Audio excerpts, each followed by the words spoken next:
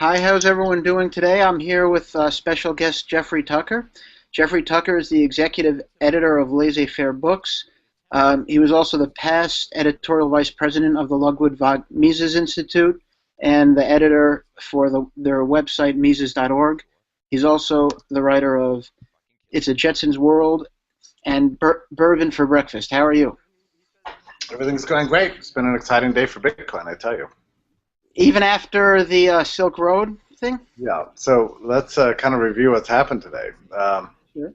The Feds shut down the Silk Road because they found the proprietor. They found the proprietor not by cracking any technological tools, but just because he was a little bit loose and liberal with his name identity.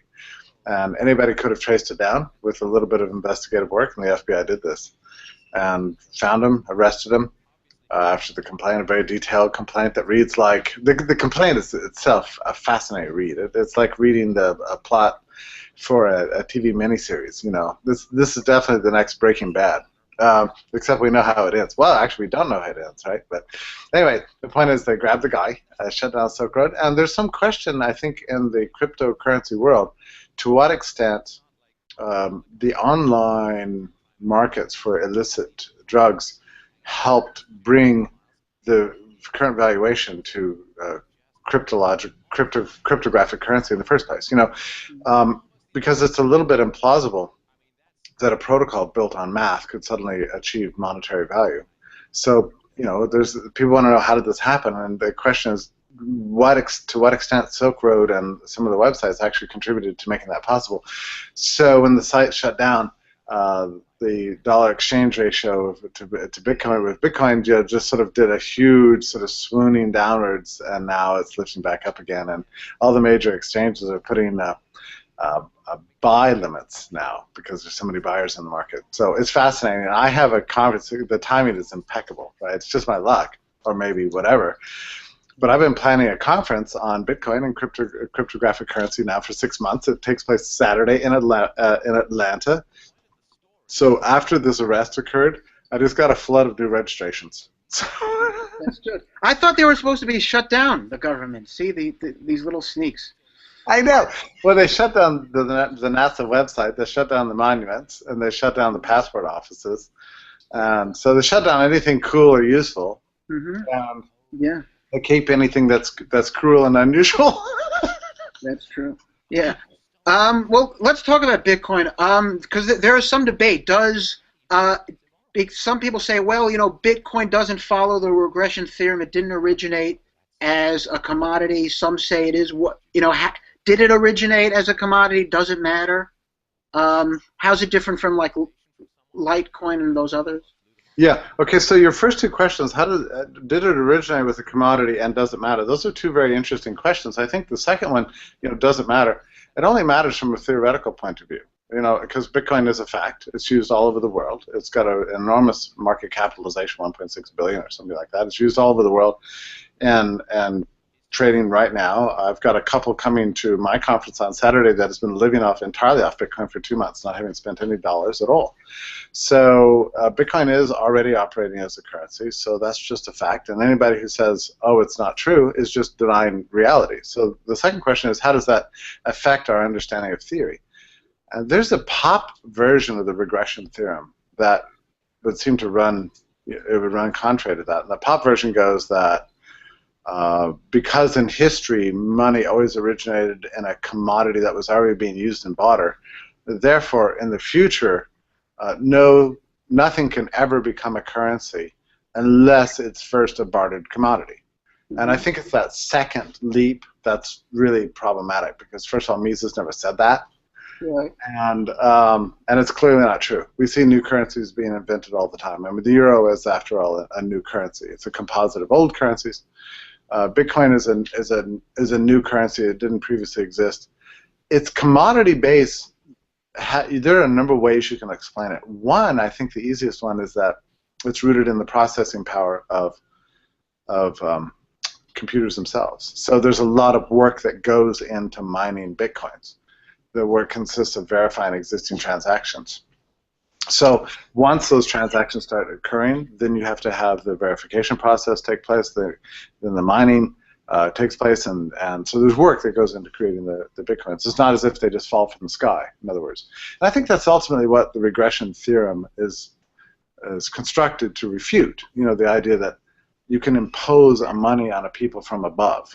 Right. The government just can't say, oh, here's our new money and expect it to take off. Right.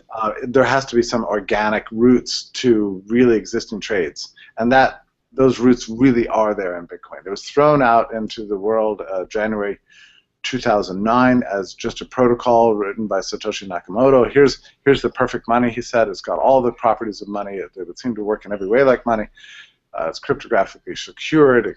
It establishes property rights in money by a strict assignment of titles that live in this blockchain in the sky. And he said, if you think it's groovy, use it. And gradually over the next 8 months, it began to take on an actual market value. Maybe initially because it was cool. It's a way to transfer cool things from person to person, and to the extent that that's something people like to do, then it's got a market value, and that's where the exchange rate came from. So, but here's what's interesting: it's a little different form than you would ever expect from a theoretical treatise 100 years ago, right? But this is the nature of the market. It's always going to surprise us with its innovations. Mm-hmm.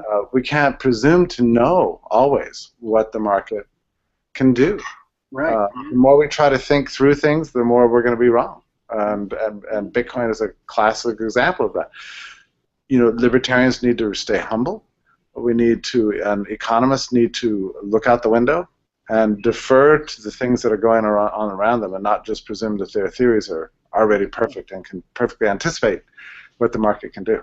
Yeah, I read somewhere, I don't know, I'm blanking out on the name of the guy who said it, who said, the more you can explain how a free market would work, the more it seems like it could be planned by central planners. The whole reason you need a free market is that it's impossible to explain what a free market, let's say, in shoes would look like until you have one. Yeah, I think that's exactly right. That's the whole purpose of the market, is to surprise us. I mean, the market crowdsources innovations. Mm-hmm. So it calls on the whole community of the whole human family to kind of get involved in this big project of making stuff better and improving our lives. And that's a really cool way. I mean, we understand what that term crowdsourcing means in web development. That's how WordPress comes about. That's how this is how Google develops its projects. It starts things off in beta and tests them out with people and checks to see who likes what. And more, actually, manufacturers are crowdsourcing everything. I mean, even tennis shoe manufacturers now crowdsource tennis shoe designs. They put them out into the market. They'll put out, say 80 designs. They'll watch the pirate markets, see what's being pirated the most, what's selling where, and then doubles up the production of those things that are heavily favored in the existing market arrangements. So everybody's using crowdsourcing now. The free market is just a wonderful sort of medium for extracting information and innovation from the collective minds of the whole of humanity and putting them into economic reality in a way that benefits everybody. Yeah. Do you think a lot of people don't really know what the free market is, and that's why there are people who seem to criticize it and blame state intervention and say it's the free market, or maybe they know what it is and they don't like the outcome? Yeah, I tend to think it's more confusion than anything else. I mean, I'm trying to make a habit out of reading all critics of the market that I can possibly get my hands on. I've done this for 20 years. Let me shut up. There's a guy who's trying to ping me right now. I'm just going to shut that down. And what you find more and more, what I keep finding over and over again, is that they're not actually criticizing the market. They're criticizing something else. I mean, this is what you get from Robert Reich, quite often from Paul Krugman. Mm-hmm. There's a lot of market critics. Only the far left is just filled with them. But they're criticizing, a system essentially of state corporatism.